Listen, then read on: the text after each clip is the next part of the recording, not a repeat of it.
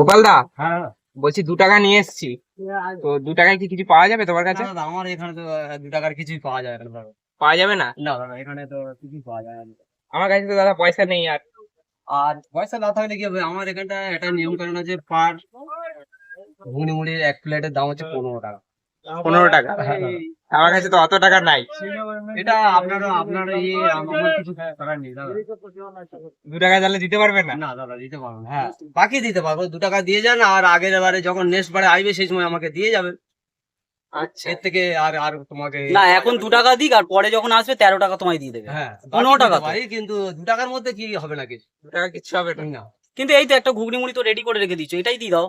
না দাদা, এটা একজনের ওঠানো আছে, বুঝলেন, সে আসবে খাবে, ওই জন্য এবার ওনাকে দেওয়া যাচ্ছে না। এটা আরে already এটা কখন বললেই ঠান্ডা হয়ে যাবে, গরম গরম তুলে ঠান্ডা দিয়ে হবে দাও। না, ওর এই জিনিস ওকেই দেওয়া হবে। আপনার যদি বলেন লাগে, ফের আপনার রেডি করে দেওয়া হবে প্লেট, অসুবিধা নেই এটা। আর 15 টাকায় পুরো দিতে হবে? হ্যাঁ, 15 টাকা দিতে হবে, এখন 2 টাকা দিয়ে যান, আর নেক্সট বারে যখন আসবেন তখন মেল করে আমাকে দিয়ে যান। আচ্ছা, পুজোতেও কি সেই 15 টাকাই থাকবে নাকি হ্যাঁ, একটু দাম টাম বাড়বে? পুজোতে সেই একই রেট থাকবে, 15 টাকা, আগা করে একই রেট চলে এখানে, 15 টাকা। যখন জিনিসপত্রের দাম বাড়বে সবাই মিলেমিশে, আবার যদি বলে 1 টাকা বাড়াও 2 টাকা বাড়াও, তখন আলাদা ব্যাপার হবে, যে আচ্ছা, সবাইকে জানিয়ে রেটটা বাড়ানো। তাহলে 2 টাকায় কিছু পাওয়া যাচ্ছে না না? দাদা, 2 টাকার কিছুই পাওয়া যাবে না। আচ্ছা। বাকি দিতে পারি তোমাকে, 2 টাকা দিয়ে যান, যে নেক্সট বারে যখন আসবেন তখন আমাকে কিন্তু 13 টাকাই দিতে হবে। 13 টাকায় দিতে হবে? 13 টাকাই দিতে হবে।